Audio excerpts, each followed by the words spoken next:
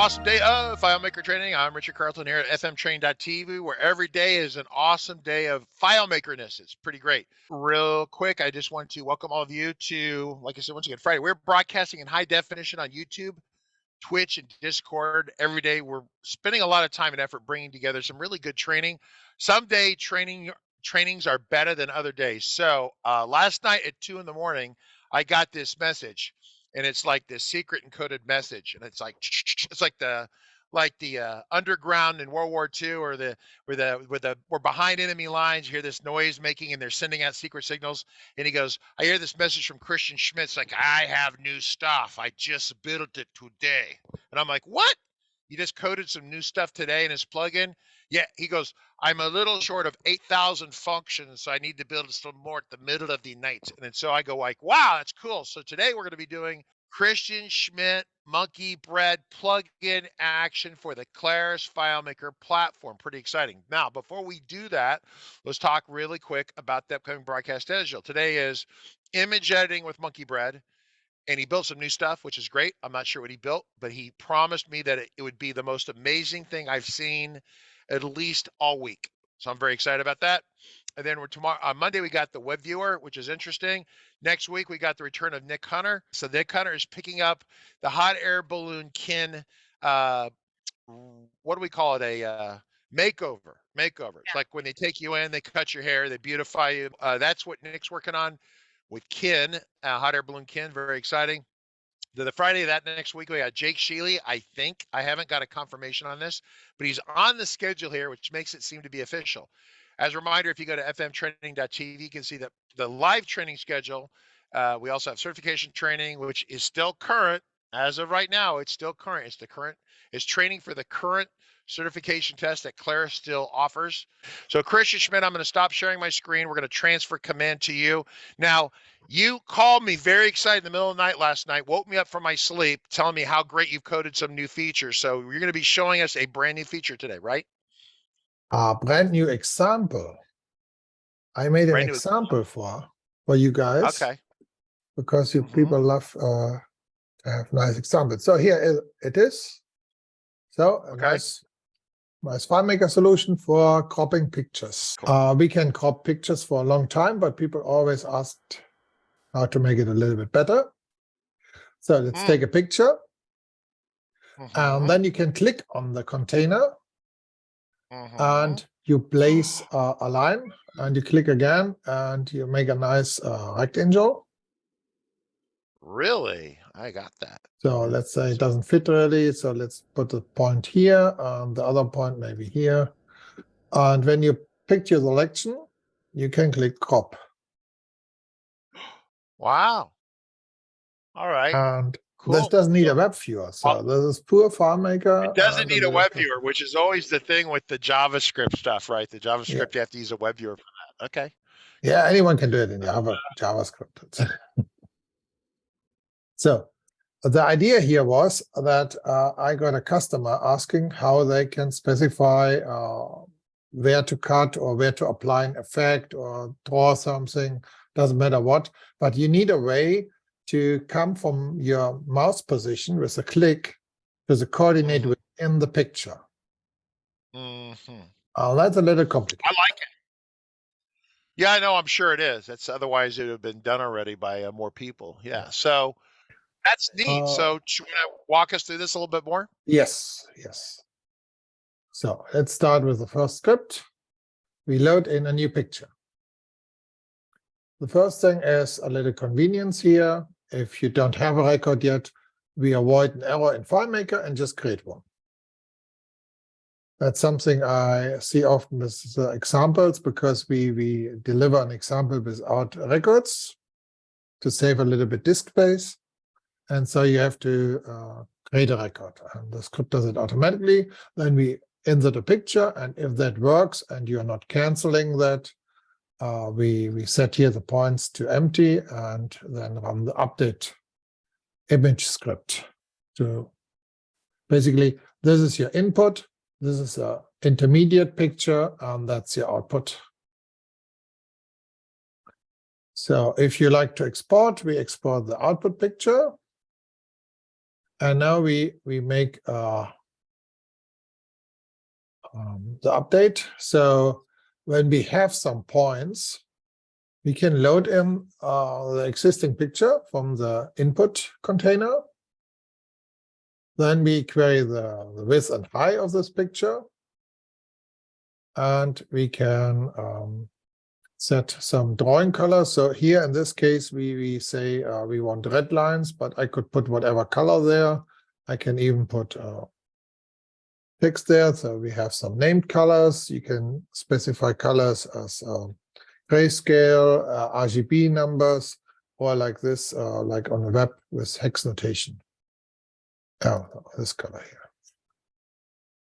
So now we have blue lines.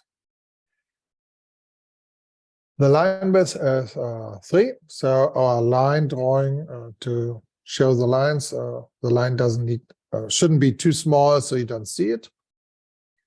Then we draw the lines. So if you have a point, we can draw a line. In this case, for an x coordinate, we would draw a vertical line from 0 to the height of the picture. And for epsilon coordinates, we draw our horizontal line from all the way left to all the way right. Same for the second point. And on the end, we encode our picture as a JPEG and put it in the container so FileMaker can show it. So we output the picture and show it. Now, if we have coordinates, we can also crop the picture on the position that we selected. In this case, we load the picture, we define a rectangle where we want to crop, and now we go and look for the points to pick the right coordinate for the left and the width and the height with all the different cases you may have. Turns out that you can either put the first point left of the right one or right. Yeah, so they can be swapped basically. So once we have the rectangle, we can use our crop command to crop the picture and save it to our output picture. And now comes the difficult math, and that's this one here. So we have a container controller. That's this box here. And you can ask FileMaker where this box is on the layout by asking the field bounds function with the file name, the layout name, and the name of the container. And then you get a left, a top, a right, and a bottom. If you need width and height, you have to calculate it. Then the container has an insert. That's here, this little distance between the top of the container and where the picture is starting. That's about 9 points. And I'm not sure yet, it may be depending on your theme. So we have to calculate the inner width of the container. Width and height. Then we need to know the position of the picture within the inner box of the container. So we basically need to know this distance here, because we want to know where the picture is starting in the container. So for this, we now ask FileMaker, how big is our picture? So we get a width and a height of the picture. Then we ask FileMaker, where's the window? So the window has a position on screen, left and top. And for the top, we have to add the height of the toolbar, which is about 130. Let me just check. No. 130 on the screen. Yeah. So the position you get, you have to add 130 to get the position within. Okay, so we have a hot question here from Alpha Coburn 73. He's asking, is this technology available for WebDirect? That's a good question. I mean, you can run your plugin through to WebDirect, and some of the stuff would be available. The position of the cursor would be the trick, right? Oh, yeah. we use a plugin to ask for the cursor position, and I didn't saw any way to get the current cursor position from FileMaker, which is probably the reason we made a function for that. Yeah, no. So the however, if you put the coordinates in Alpha Colburn 73, you put the coordinates in yourself, I'm sure the crappie function will still work between the containers. Yeah, you can just can put a number here and then run the update script, and it moves the line. So yeah. So the cropping and the showing of the lines will work on WebDirect, but getting the mouse position will not. So kinda. How about the word? How about we answer kinda? It will kinda work. Or like the lawyer says, it depends. Your Honor, depends. Yeah. So next thing, we need to know how FileMaker scales the picture. So for this picture, we are limited on the high. So the picture is shrinked vertically and matching horizontally. So we have to check the aspect ratio of both the container and the image. So we can decide which of the cases happens here. And in case of this picture, we scale by high. So we calculate, so the image high in the container is the high of the inner part of the container, but the width needs to be calculated based on the proportions of the picture. And then when we know the width of the picture in the container and we know the width of the container, we can calculate the left distance. This one here on the left. Because we need to know that for our mouse coordinates. Mm-hmm. And now we have this delta and we can sum it up. So the container has a left position in the window has a left position, there's the inset, this border on the container, and there's a left within the container. Same for top. And next we use a plugin to ask for the mouse position. On Mac, we get the mouse position in points. On Windows, we get it in pixel.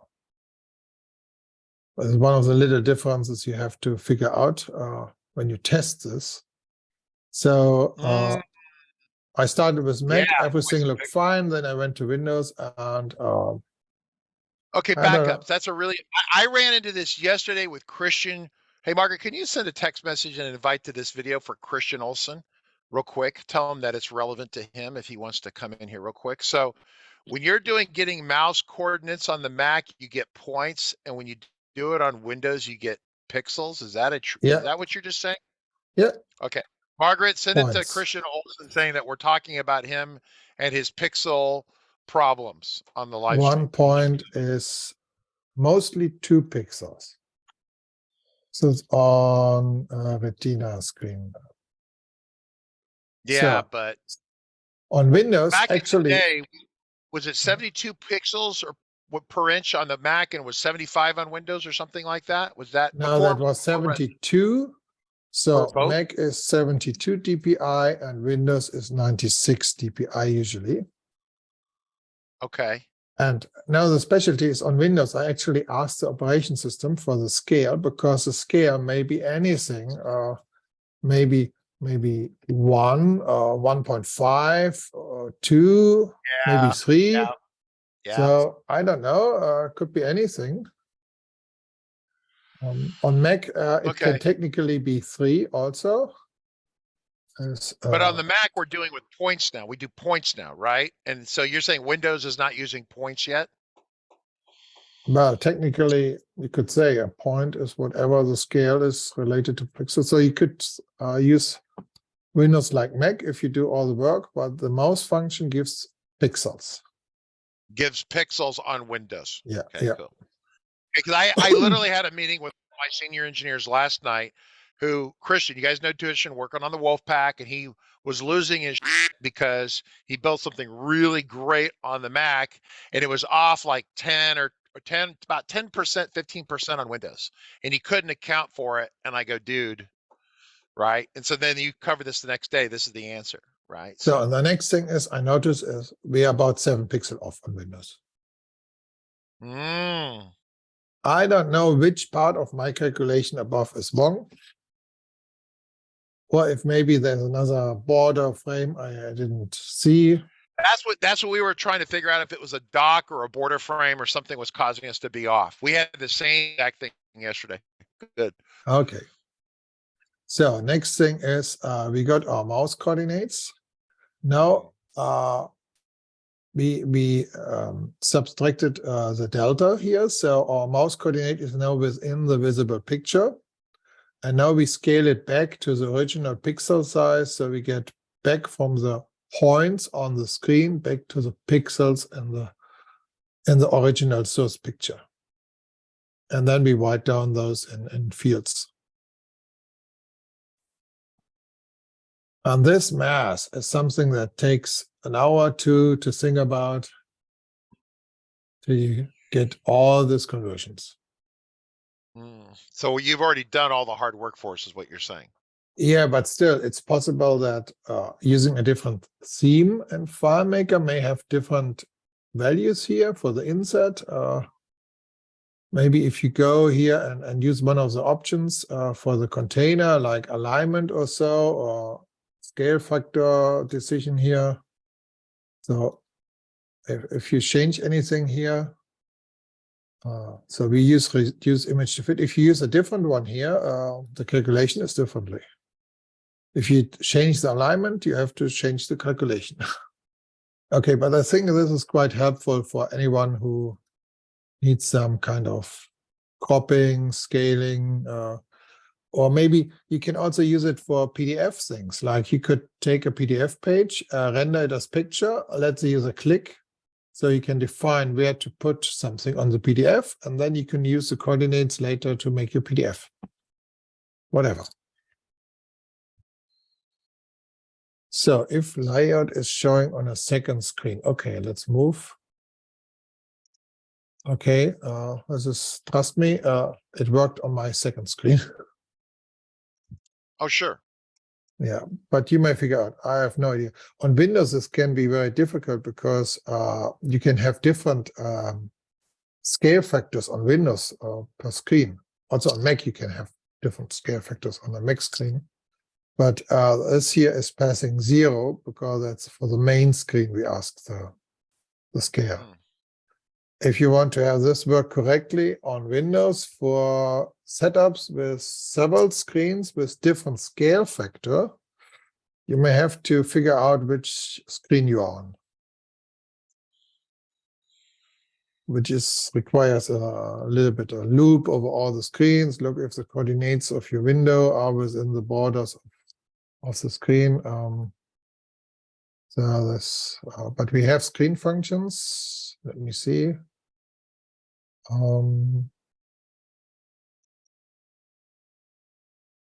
So yeah, so we have some functions here for screen, and here, for example, is an example script which loops over all the screens to figure out which screen a window is on.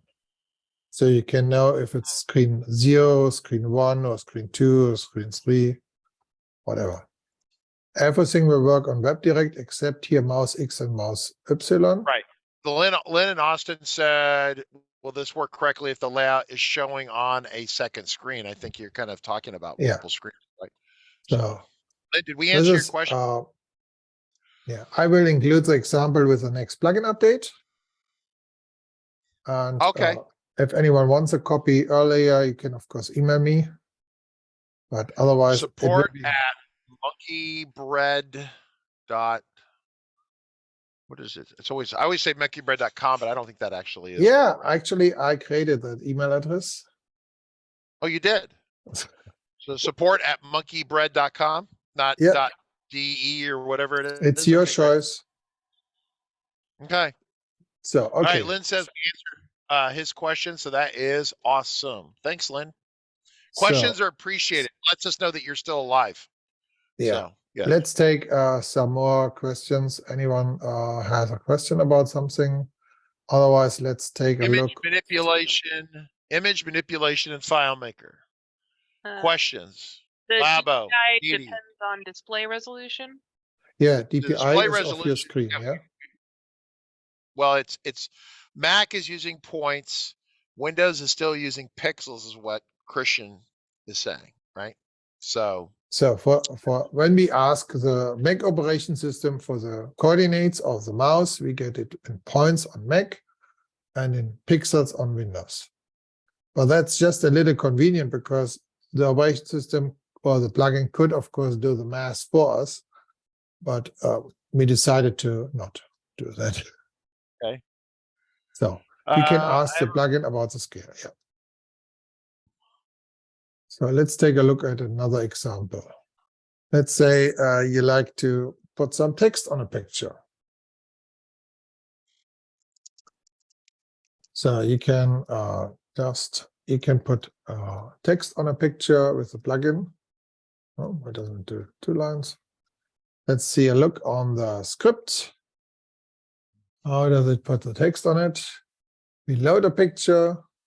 We set a point size. We set a font. We set a fill color. And we just tell it to draw some text into a rectangle box. That's it. This box could be wider, but otherwise, this should just work. So I think I can also just write a font name here. Yeah. Yeah, this is about annotation of images. So if you need to put something like a copyright string on a picture or some other text, you can just use a plugin to draw text on it.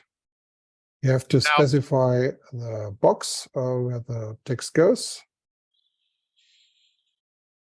Yeah, so Lynn, yeah, we're changing. He's well, okay, back up. So Lynn says, can you change the position of the text on screen? Okay, so we Yeah, can, okay, let me, okay, so when he is going to write the text on screen, he can specify a location. Can he change or move the text of the that text that's already on an image? Obviously, Lynn, I think, Lynn, you're a pretty sharp programmer, so I think you would understand that once you've rasterized text into an image, the text becomes part of the image. You can't really reposition it or move it, right? But in terms of sticking it in a different spot, absolutely, right? So, yeah. I would always recommend to keep the original picture so you can recreate whatever effect you made. And here for the annotation, so we specify the box. So it's 300 by 200, and here's an offset. So 160 vertically would move it down a little bit. So the text just jumped down. So to be clear here, everyone, real quick, I'm just going to help a little bit right here. When he ran that right here, it took the image that was over here, it dumped it away. It got rid of it. Then it took this clean image and wrote the text on here and re-put it in here. So that was kind of the sequence of events there, if that makes sense. So he didn't take the text here and move it down from the standpoint of editing the document. I know Lynn understood that, but sometimes you folks ask questions, but I can see where maybe less experienced people would be confused. And so I want to be clear on that for other people. Okay. Cool. So, yeah, this is not a vector graphic, so we can't just move text. You have to apply new text. Correct. So let's see.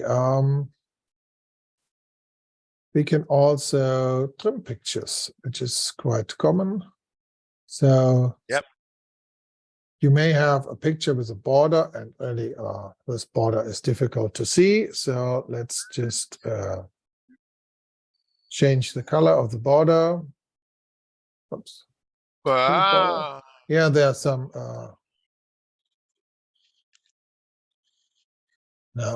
Different color because I clicked too fast, far too fast. So there you go. Okay, so we have the picture and it has some color around, and you don't like the color, so you get the job from your boss to have it remove the color. Oh. Okay. Wait. This one is a better one. Okay, I got 2 examples of this kind. So let's see, what does this example do? just called the trim function of the plugin. As you see, this doesn't do everything because here are some JPEG artifacts. Yes. Part of the compression here, which are not quite the same ping as around, so I didn't trim that part. But here So are everyone got that real quick. So let me jump in. So when you just freeze for 1 second, right around here, even though it looks like it's one consistent color, because of the video compression, there'll be little bits of slight, I mean like ultra slight, you might not even be able to see it, slight differences in color change. And so the process here he's running is kind of absolute. If it finds the match in the color, it switches it out or does whatever it does. But you could have something that's off a smidge that you probably can't even visually see, but the computer sees a difference. And that's why sometimes you'll have little, spots where it doesn't quite match as tightly as in your human mind it should match like that. That's where the tolerance issues come in, like Photoshop, things like that. So let's take a look on the other script, which does a little bit better. And in this case, so it does color fuzz. So the fuzz here is how exact it should look for the trim. So we say it doesn't matter if it's just not 255 on the color, maybe 254. So it's off by 1 or 2. So we should ignore that and still trim. Then we turn the picture to be to allow transparency. And now we actually go and replace all the leftover pink colors with transparent color. And that's why this picture lost all the color out.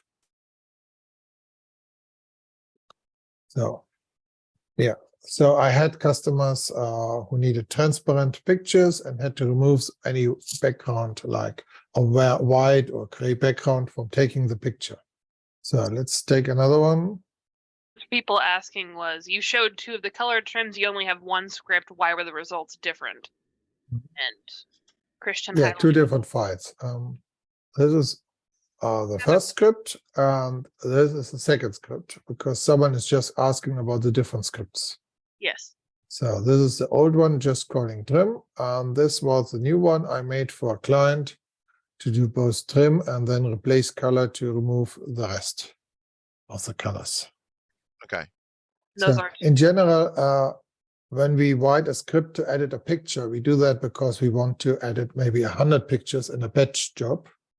We don't want to manually click it. So you may always find someone who can do it faster, quicker for one picture in Photoshop or something. But we want to write scripts which act on hundreds of.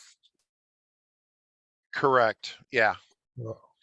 Pavel would like to know if you could please show us the real picture. So if you wanted to, like, I don't know, screenshot one of us and cut out a color. Yeah, but you are not in front of a street. Well, when you cut a color, you're cutting a specific color. You're not cutting a color range, or are you cutting a color range? Did I miss that? In this video, technically you can cut a range. Let's take the next picture. The next example. I had a job where a client wanted to get a picture below a certain size. This was about signatures, which would be stored within a chip card, so a smart card. So they had to be below a certain size. And we only had something like 1,500 bytes per picture. So we had to find different ways to reduce a picture in size. So we tried different variations. Like, for example, you can encode a picture as a PNG, or you can make a JPEG with different quality levels. On a JPEG, you can decide whether it's color or grayscale, and grayscale takes less space, of course. And same with PNG, where you can even go back to as low as black and white. And so if you really need to get a picture very small in size, you can use different techniques here to request different formats. that's actually right here an important topic for if you're a serious developer and you're building applications for people. Sooner or later you're going to run into a this has to do with everything. It's not just a logo. This is applicable to photographs across the board. So everyone's always saying buy the latest iPhone 14 or 15 and it has a 28 megapixel camera, blah, blah, blah, blah, blah. And all that means is that this image is going to be bigger, fatter, and this number goes way up, right? And so you're going to run into a situation where you have a customer says, I have 150,000 images and you need to know how big of a hard drive you're going to need. And so the question is, well, can we size them to a specific size consistently with some technique up here, right? With Christian's plugin, because this right here, what we're doing here in terms of compression quality and this kind of thing is not built into the FileMaker platform, period. So if you want to do this outside of Photoshop and in FileMaker, you've got to do it with this plugin. Good. So let's see. Same may be applied if you do your thumbnails for your document management database. Yep. So we have a scale function to reduce the size of a picture, which we can take a look on in another example. Then here we go and remove ICC profiles. This is usually the image metadata, like here IPTC, or we could also add EXIF, because you may not want all the metadata from your camera, the location data, or the people make sometimes and model. They take a picture of something like some sort of criminal activity and they don't realize their lat and longitude GPS coordinates are being saved into the image, right? So yeah. So we can remove those, and then here we go, make a new picture. We ask for, in this case, for RGB without alpha, and so we put an existing picture on a new white picture to composite the picture and remove the alpha channel, because we know we need the pictures for the signatures on a white background. We don't need to actually save for every pixel the transparency level, so we can save about a quarter of the data by not saving the alpha channel, and we compose the picture on top of white here. Then we just save it as a PNG with the default settings, which gives us in this case 8,000 bytes. And then we try to say how big would be a JPEG with 80% quality and one with 50% quality. So you can see you have to decide how much compression you like to have compared to the size you like. So you see a PNG which saves all the pixels, compared to a JPEG which saves you 3/4 of the size, but looks a little bit less nice. So your decision. The next thing here is let's try it to make it grayscale and white it out as PNG, and then here grayscale JPEG again, and on the end we make a black and white PNG and just white it out, and you can decide what you like. And for the signature thing, it worked quite well, and I think we turned out to use JPEG with quality, and we made a loop. So we would start with maybe 90% of the quality and then go down in 5% steps until we came below the threshold.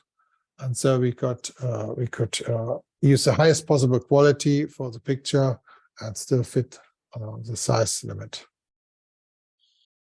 I can upload this file here, I can send it to Market if you like to get the example here. If there's anyone who wants this, so questions about this, anyone? About the image manipulation one way or the other? If you don't know what, we're all clear on what alpha channel is, right? Yeah. Next Tech is typing a question. Someone said no to not understanding the alpha channel, but I don't know if that's still the case. Yes. How do you? So But an alpha channel is essentially a transparent layer within the image. And so if you say on this image right here on screen, just say he leaves it like this. And what we do is we go through in Photoshop and we basically trim along here and we take all that. Now it's gone. And oh, there we go. And we delete this. So then if you drag this image on top of something, whatever's behind it would superimpose behind it. So if I had a picture of Claris and Andy Lacates together, because they love each other so much, their little heads would pop up over here, right? The little faces would pop up behind here, right? That's because the image is still up here, it's still square, but this section of the image is transparent. Transparency is essentially what we call the alpha channel. So whenever you see people doing green screen videos or blue screen, you know, like Hollywood special effects, or like Leland's got a green screen for some of his live streams and stuff like that. It's creating the alpha channel in flight. Well, alpha channels take a little more space, makes the file a little bigger. So if you can remove that, that makes your image smaller, right? So that's what, if you see an alpha channel, you'll see it like if you go into a lot of apps, it says save a PNG and it'll say with or without an alpha channel. If you say without, then anything that was transparent will become a solid color, right? So, yeah. Cool. So you can actually use that with a plugin. So if you have one picture and you have another picture with alpha channel, you can put one on top of the other. Okay, so stop for a second. So understand everyone, this is a fundamental. Hang on, Christian, I'm doing this for basic people. The image could be something that looks like this. An image is always going to be square. It was square, it was over there, now it's moved. Right, so you get the idea. So if it's square here, then the alpha channeling part, see, there you go. So the file is square. Understand it's fundamentally square, but preview here has trimmed out and made this part transparent, so you see the gray background behind the edge. So you can't save a round file. There is no such thing as a round file. Everything has an X and Y coordinate, you know, basic charting kind of stuff from algebra and pre-algebra back when you were, you know, 8th grade or 7th grade or something, right? So the idea is that this is transparent. He merges the two, the red solid image, merges this on there. The file is still square right here, but the edges of it have an alpha channel. They are essentially transparent, okay? And then if he resaves it, then this file edging here goes away. It's all merged together. So now your outside files is the outside edges over here, right? Makes sense? Cool. So we have a couple of next text says that he would like your sample file, the image reduction sample file. Well, all the files in this folder are already included with the plugin. This one is a new one from today, and we can share it later. Okay, but the file size reduction one is already already included with the plugin. It's right here, so it's already included with the plugin. Next tech. Okay, cool. Yes. So you can pick any of the effects here if you like. Some special effects. You can compose the picture in various ways. I like the red eyeballs on the monkey. It makes him look possessed. Okay. It's a monkey. Let's take a look on the scale thing. So a lot of people just use our graphics function to convert image files. Like you may get a TIFF picture and you may want a JPEG, so you convert them with a plugin. Another thing is that a lot of people like to scale pictures. So you have a source picture here, and you can say, scale me this to 50%. Okay. And the container here is showing the original picture already smaller, so you don't see it right away. And you can also say you specify a size, a width, and a height for a bounding box, and your picture should fit within the bounding box. So because this picture is wide, it will be scaled to 200 pixels in width, and proportionally the height will be smaller, in this case 150. So you can scale pictures to a given maximum size and width and height. You can also scale them and give the sizes as percentages. So in this case, 50% width and 200% height. sketches the image. Also, you can include exclamation mark in your size specification, so you can say it should exactly fit 200 by 200. Yeah, sometimes that's okay. You can also just say 200. This will use because it's the and then first that one will maintain the aspect ratio. Now, real quick, just for fun, can you show people the one command that's kind of in FileMaker? They have it's called get thumbnail. It's kind of this limited script step. So wherever you want to find that, yeah, in the help, that's the best place to do it. So this function is really great as long as you need something very lightweight and I don't want to say worthless, but it's, yeah. So there's this get thumbnail. I talk about this in my training videos. This actually should say resize image, because it doesn't have to be a thumbnail comes out of here. What you're going to do is you're going to specify the container field and the size and height.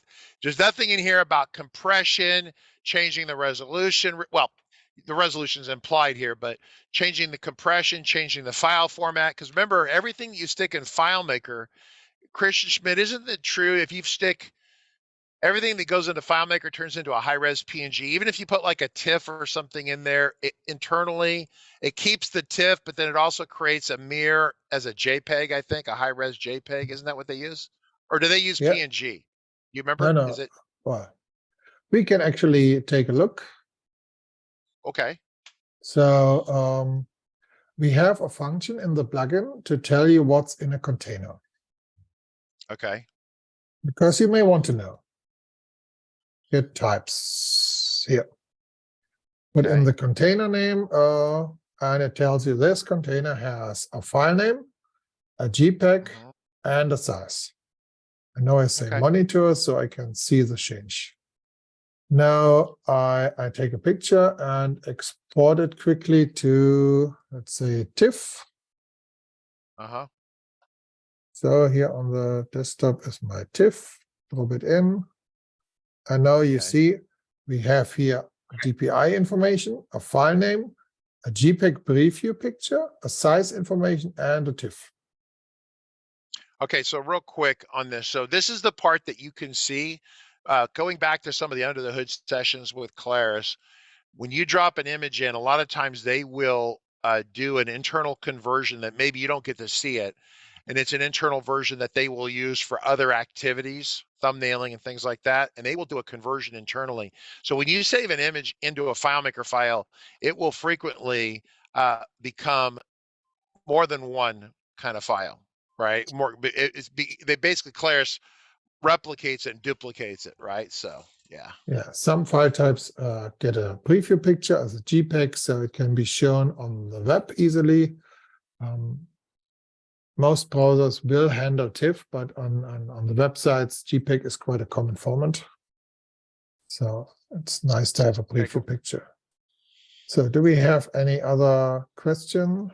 Baron wants to know what version of Monkeybread this is that we're looking at. This is 13.1, the latest one from our website.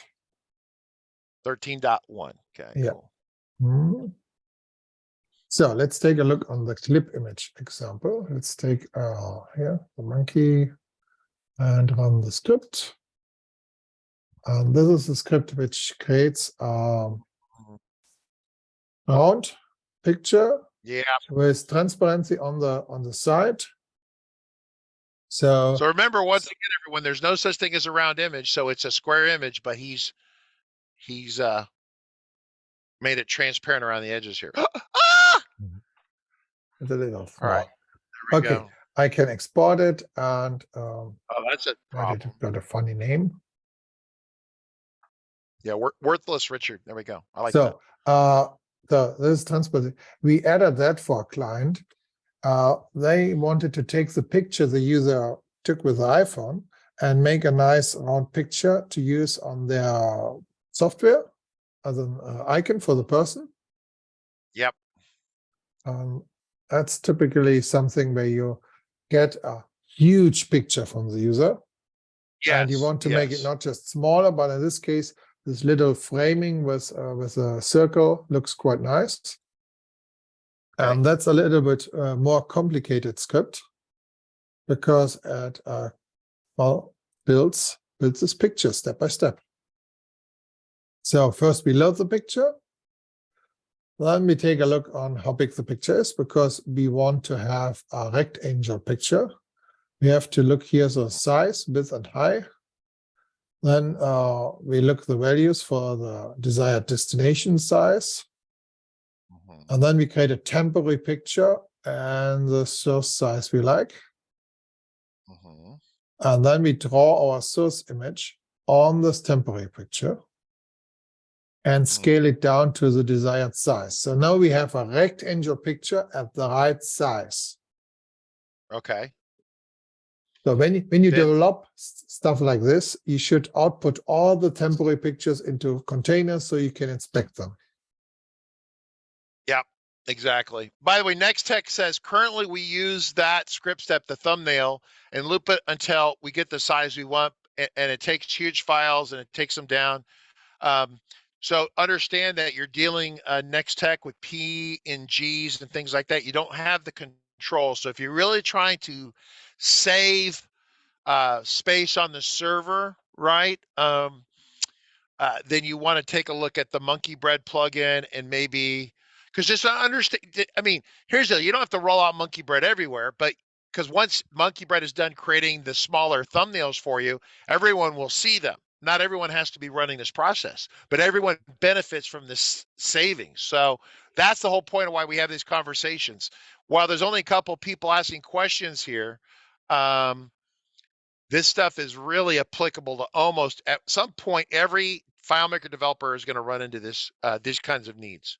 So Christian Schmidt, if you want to continue here, but this is so the mask is the alpha channel. So he gets it down to size, then he works on creating this alpha channel. So if you want to keep walking us through this. So next thing, alpha channel. We start with an empty picture with no colors in the pixels. So all the colors, all the pixels are in transport mode. Yep. And then we take black and draw a nice circle. This is our alpha channel. Actually, I can show it to you by taking this picture and say, show me, this is the alpha channel. Okay. It defines exactly which pixels are black, visible. So the black one here is visible here, and the white one is not visible. Okay. So we draw the circle, and now we have an alpha channel. Now we want to move this alpha channel into our main picture or scaled down version of your face. And so we use a copy channel function to directly copy the bits from one image to the other. Okay. So you're copying the smaller round circle of my face and no, the alpha channel. This copies the alpha channel. Oh, alpha channel. Okay. The opacity. Opacity. Yeah. Opacity. Yeah. From one picture to the other. And then we create now the destination picture. Again, so we draw this picture into a new picture and save it. And here we also make sure it's centered. So let's see, this centers the final picture. So there's width, there's tire size, so we can move it to the right spot.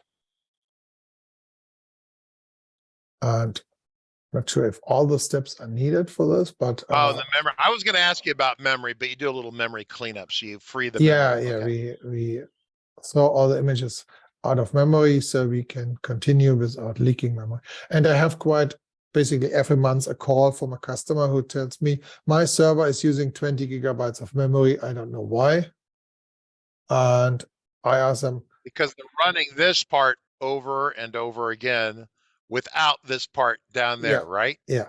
So I always see scripts from users complaining, and they may start 20 curl sessions to move files through FTP or edit 20 pictures. Then the script finishes or the script exits in between, and they don't clean up the mess. So, okay. So You know what? We might want to have a conversation about cleaning up your mess and what that means, because I can tell you most FileMaker developers don't understand the idea of memory management, because the FileMaker platform largely obscures and takes care of that for them, but you're giving so much power to people that I think that they have to, you're giving so much power to people that they need to understand that with great power comes great responsibility. So real quick, for those of you who don't understand, we're doing as he's doing these things, the plugin is sucking up RAM memory, the hard drive, the RAM memory, and eventually, if it sucks enough memory, you'll start to slow down. It'll start taking memory from the hard drive. If it's an SSD, it won't be necessarily that horrible, but it's not great. Yeah. And then down here, you get so if you're going to put this in a loop, you're not going to loop up here. You want to make sure that you come all the way down the bottom, dump the memory, and then, because Nextech is actually talking about doing this exact thing, Nextech, you want to make sure you clear your memory out, and then loop. And so make sure you clear the memory, then you initiate your loop return. Yes? Yeah. So every call to the new function must be matched with free or release function. Do you have a generic memory blowout reset your plugin function, Christian Schmitz? Not for all objects, but if you look on there's a free all function. So if you would make a big script looping over hundreds of pictures, you could on the end just say free them all. But I usually don't recommend to do this on the server, because on the server you may have several people running scripts and you don't want to free the pictures of other people. Okay, Nextech, you follow that? So what we're talking about is a multi-threaded solution with the plugin supporting multiple threads. And if you run a blow everyone out command, you might blow out other people but if you knew only one robot machine was running this at a time, right, then you wouldn't give it, right? Because you haven't installed this on all the people's computers. You're only doing one computer is doing one cleanup. Yeah, for you, you could do blow all, right? See, Christian Schmitz is a nice guy. We just call it the blow all function, right? Okay. Another thing is, you can, of course, load such a picture once in your start script and keep it in the memory all the time and just reuse it. So you don't need to free it until you're finished with it. So if you use it in several scripts, you can just load it in one script and use it in another script and then later free it in the third script. So let's take a look. Do we have questions or anything else you'd like to see? I don't know, but people on YouTube. People are paying attention. Might you have another one, Margaret, on YouTube or anything, or no? Nope, people are paying attention now. Well, I think they are, because this is a high traction topic. This is a big topic. So you can draw with the plugin. So you can draw lines on your pictures, circles, ellipses, arcs, rectangles, round rectangles. So if you have to draw anything on a picture, like an arrow, or draw a few lines automatically, you can do that with the plugin. Okay. We also have a couple of effects. Like, let's say we can blur a picture and apply a kohl effect or emboss the picture. You can mirror a picture. You can turn it to grayscale. You can enhance colors or equalize colors. You can make a bad compressed image if you like, or solarize effect. You can crop a picture. You can add a frame around it. No, raise it. In this case, the frame is a different box. You can sharpen it. You can shave away some of the border.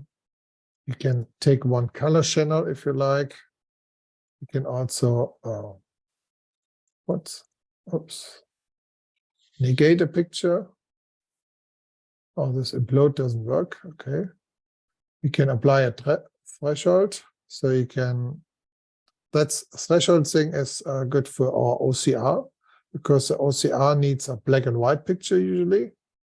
So if you are paper is a little bit dark, you can use a higher threshold, so you can still read the letters. And of course, you can rotate the picture a little bit and spill it like your cocktail. So we have a few effects. Wow. Hey, that's faster. So, any other question? So, no, not really. I don't see any more questions. We have people asking about if they want to buy your product. Can you just visit your website real quick and show them how you get this awesomeness? You can download the trial and buy the product. The first thing is go on our website, or better on the plugin website for FileMaker. You can download the plugin. Then we have pricing here and trial license here. And you can just start with the plugin and play with all the examples. So you find the 7,891 examples. There's quite a few. So we have a statistics page actually for this. So as of today, we have here 7,760. 776. Functions. You see how many from I Mac. expect better from you. Yeah, we So can. here There Windows. we go. There's another version coming in a few weeks. So iOS, Linux functions supported on server. Wow, look at that. A third of the functions are totally free. Look at that. Oh my gosh. This is great. Yeah. All right, all of you, this isn't worth the money. This is absolutely worth the money. Please buy this and support the channel. Support Christian Schmitz. He's doing us a great job and helping us become successful with the FileMaker platform. 600 example projects. And you see here a couple of them. So if you have a need, for example, to convert SVG to picture, that's quite easy, because we just create a new picture and then we tell it read from container. So we have an existing picture of a given size and we tell it to load the SVG into this picture, and then it renders the SVG at a given size. And then we can define the output resolution here and write it to a container and show the picture. Wow. So here, those two functions are useful to set the DPI value of your picture. So you can set the resolution in either pixels per inch or pixels per centimeter. But if you want to set DPI, you use, of course, inch. So one here, and here this other one is the value. So you could just write something like 300 by 300 DPI, and then this will be added to the picture on saving. Wow. And this DPI value is important because FileMaker scales down the picture to match the DPI value, so it shows in the real size. All right. So time is up. Yeah, we are out of time. It's you guys have done a great job as always. I think this is a high value topic for the FileMaker platform. Once again, extending the platform, making it better, farther, faster. Lynn from Austin. Kyle says super cool. Great job. Lynn from Austin hopefully has something there. Anyone else? Twitch, YouTube? Yep, great job. Yeah, people are liking it, Christian. You know, doing image manipulation, image stuff, you know, container digital document management, that's a high traffic topic for the FileMaker platform. Just as cool. All right, Christian Schmitz, good job. Christian Schmitz, is he still the end music? I'm going to run the end music. Thank you, everyone. Have a good Friday. See you Monday.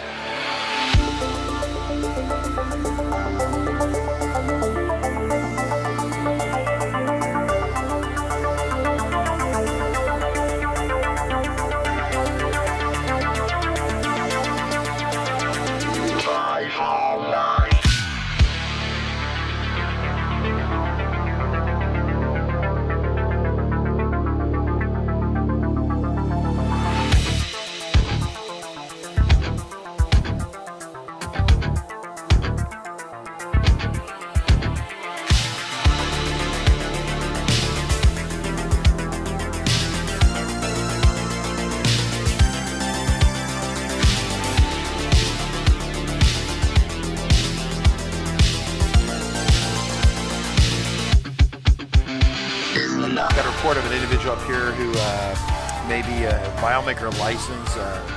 Well, it's potentially expired. Look at the back of that car right there. Looks like the FileMaker license has expired. Sir, I need you to step out of the vehicle. Sir, step out of the vehicle. Sir.